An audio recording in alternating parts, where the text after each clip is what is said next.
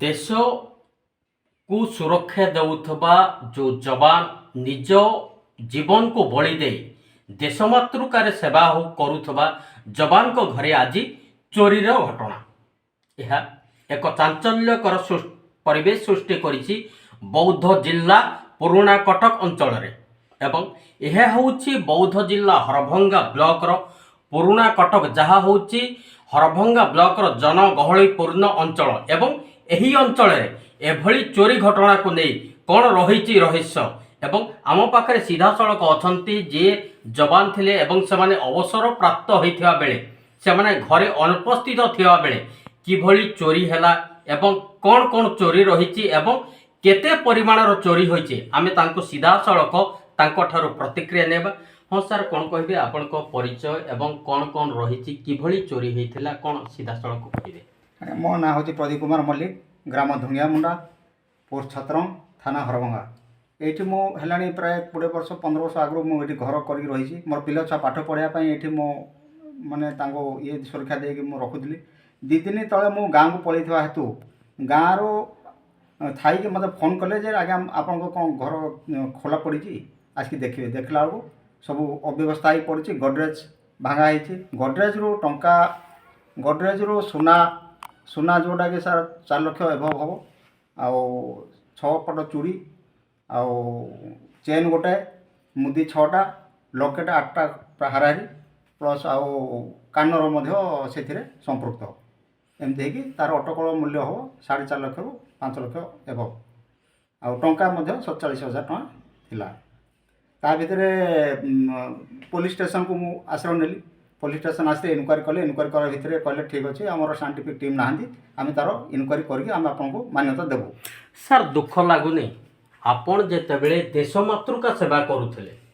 एवं देश पाई निज जीवन को लड़ाई करथिले आपण को घर चोरी होउचे एटा केते दुखर विषय। बहुत दुख सर बहुत निंदनीय दुख गोटे जवान घर एपरी अव्यवस्था रोचे पुलिस मानकर जो रोचे पेट्रोलिंग से भितर भी अवहेला थी टाइप रोचे ना कहीं हो जड़े जदि प्रहरा देला गाड़ी इनक्वारी रे गला कि गाड़ी प्रहरा देला कि कौन सी निजुक्ति जहाँ दिगला से मैंने तदारख तो ठीक ड्यूटी करते ताले ये टाइप अव्यवस्था होता नहीं। तो तथापि केते माने गेट जो ताला खोली केतेटा गेट पर आपण को लकर भांगी और कौन कौन रही कौन कौन फिंगी कौन कौन अव्यवस्था करी से भीतर फास्ट लकर फास्ट ताला भांगी सेकेंड रे बड़ ताला मोर थिला सेटा भांगी आसी गडरेज को से प्रहार करके भांगी गडरेज रू सहाय नवा सुना पैसा नहीं तापर आमर फिंगा फपड़ा ए प्रत्येक जिनस मोर से खोजिकी खोलताड़ करके से सब बाहर फिंगा फपड़ा अपजास्त से करके रखी आपण तथापि आमे जदि कहिबा आपण काहाकू संदेह करूछन्ते किंतु एहा संदेहर निहाती दरकार काहे कि कोनसे स्थानीय लोक एही घटनार बाबदरे निहाती जानिथिबो जे अवसर प्राप्त जो प्रहरी अछंती ना नाही घरे एवं एहाकू योजनाबद्ध भावे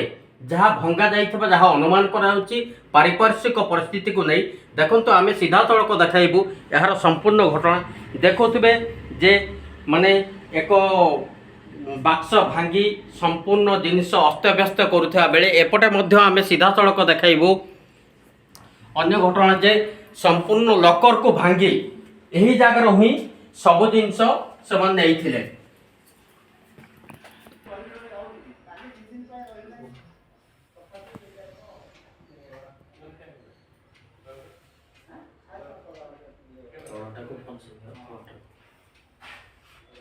जूम जूम कर दे पूरा जूम कर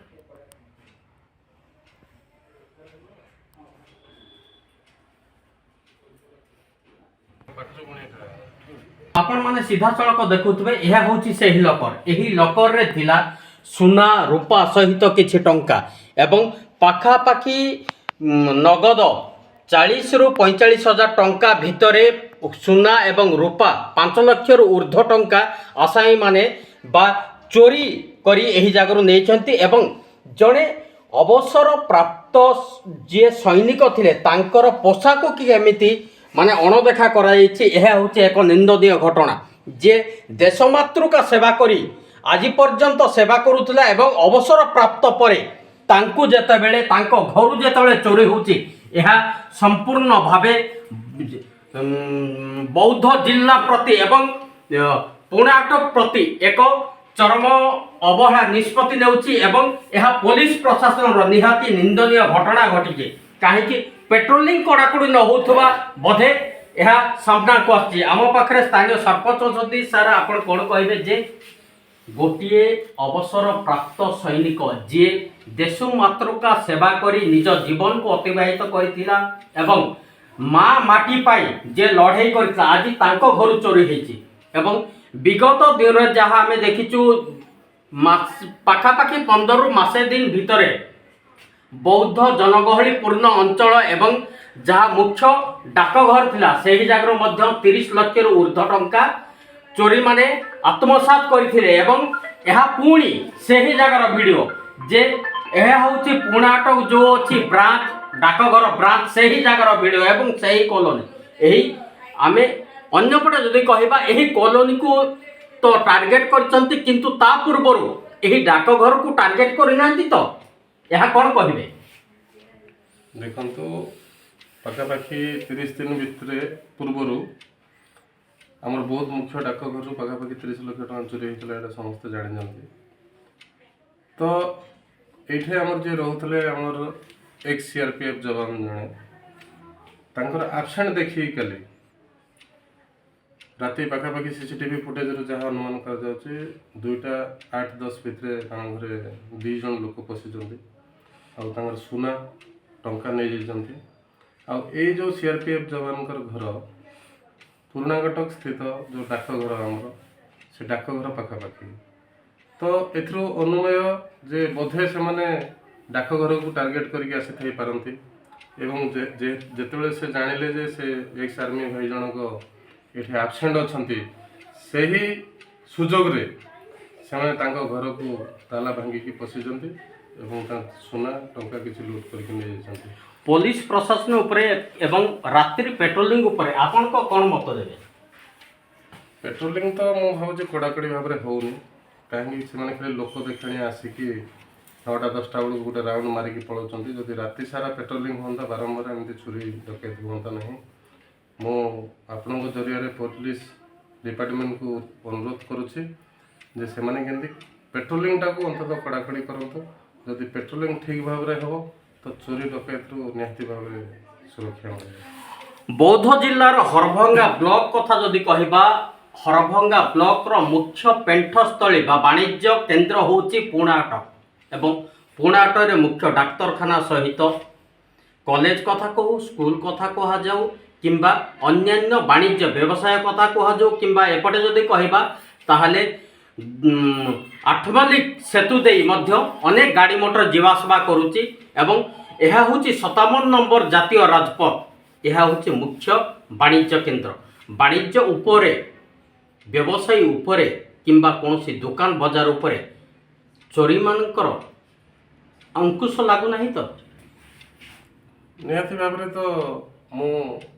ଭାବିବି ଯେ ସେ ଭାଇ ଜଣକ କାଲି ଅଛନ୍ତି ନ ଅଛନ୍ତି ଚୋରମାନେ ଜାଣିଲେ କେମିତି। ନିହାତି ଭାବରେ କିଛି ଲୋକାଲ ଲୋକଙ୍କର ବି ହାତ ଥାଇପାରେ ବୋଲି ମୁଁ ଆଶା କରୁଛି। ଆଉ ବାଣିଜ୍ୟ ବ୍ୟବସାୟ କ୍ଷେତ୍ରରେ କିମ୍ବା ହରଭଙ୍ଗା ବ୍ଲକର ଟୋଟାଲ ଡିପାର୍ଟମେଣ୍ଟର ଲୋକ ଏଠି ବସବାସ କରୁଛନ୍ତି। ସେ ହରଭଙ୍ଗାର ହେଉ କୁସଙ୍ଗର ହେଉ କିମ୍ବା ଆଠମଲ୍ଲିକର ହେଉ ଯେହେତୁ ଏଇଟା ଗୋଟେ ସୁବିଧା ଜାଗା ବ୍ୟବସାୟିକ କ୍ଷେତ୍ରରୁ ହେଉ କିମ୍ବା ସ୍କୁଲ କଲେଜ ଯେହେତୁ ସମସ୍ତ ଜିନିଷ ଏଠି ଆଭେଲେବୁଲ୍ ଅଛି ନିହାତି ଭାବରେ ସମସ୍ତ ଲୋକ ଏଠାରେ ଆସିକି ରହୁଛନ୍ତି। ତ ତାକୁ ନେଇକି ଚୋରମାନଙ୍କର ନିହାତି ଭାବରେ ପୁରୁଣାକଟକ ପ୍ରତି ତାଙ୍କର ଗୋଟେ ଟାର୍ଗେଟ୍ ଥିବ। ତ ନିହାତି ଭାବରେ ଆଗାମୀ ଦିନରେ ଯଦି ପେଟ୍ରୋଲିଂ ନ ହେବ ଆଗାମୀ ଦିନରେ ଏଇଟା ତ ସେମାନେ ଝଲକ ଦେଇଛନ୍ତି ନିହାତି ଭାବରେ ବଡ଼ ବଡ଼ ଡକାୟତ ହେବାର ସମ୍ଭାବନା ବହୁତ ମାତ୍ରାରେ ଅଛି। ଦେଖନ୍ତୁ ସରପଞ୍ଚ ପୁଣାଟକ ସରପଞ୍ଚ ଯାହା ପ୍ରତିକ୍ରିୟା ଦେଉଥିଲେ ପୁଣାଟକ ଅଞ୍ଚଳ ହେଉଛି ଏକ ଜନଗହଳିପୂର୍ଣ୍ଣ ଅଞ୍ଚଳ ଏବଂ ଏଠି ଶିକ୍ଷା ସ୍ୱାସ୍ଥ୍ୟ ଗମନାଗମନ ସବୁଥିରେ ସୁବିଧା ଥିବା ବେଳେ ଚୋରି ଡକାୟତ ବୃଦ୍ଧି ପାଇଛି ଏବଂ ଆପଣମାନେ ସିଧାସଳଖ ଦେଖୁଥିବେ ଯେ ଜଣେ ଏକ୍ସ ଆର୍ମି ଘରୁ ଆଜି ଚୋରି ହୋଇଛି ଏବଂ ପାଖାପାଖି 6 ଲକ୍ଷରୁ ଉର୍ଦ୍ଧ୍ୱ ଟଙ୍କା ଯାହା ଚୋରି ହୋଇଥିବା ଅନୁମାନ ହୋଇଛି। କିନ୍ତୁ କ'ଣ ରାୟ ଦେଉଛି ଏବଂ ପୋଲିସ ପ୍ରଶାସନ କ'ଣ ନିଷ୍ପତ୍ତି ନେଉଛି କିମ୍ବା ସାଇଣ୍ଟିଫିକ୍ ଟିମ୍ ଆସି କ'ଣ ତଦନ୍ତ କରୁଛି ଏବଂ ସିସିଟିଭି କ୍ୟାମେରାରେ ଯାହା କଏଦ ହୋଇଥିବା ଘଟଣା କ'ଣ ମୋଡ଼ ନେଉଛି ଆଗାମୀ ଦିନରେ ଦେଖିବାକୁ ବାକି ରହିଛି।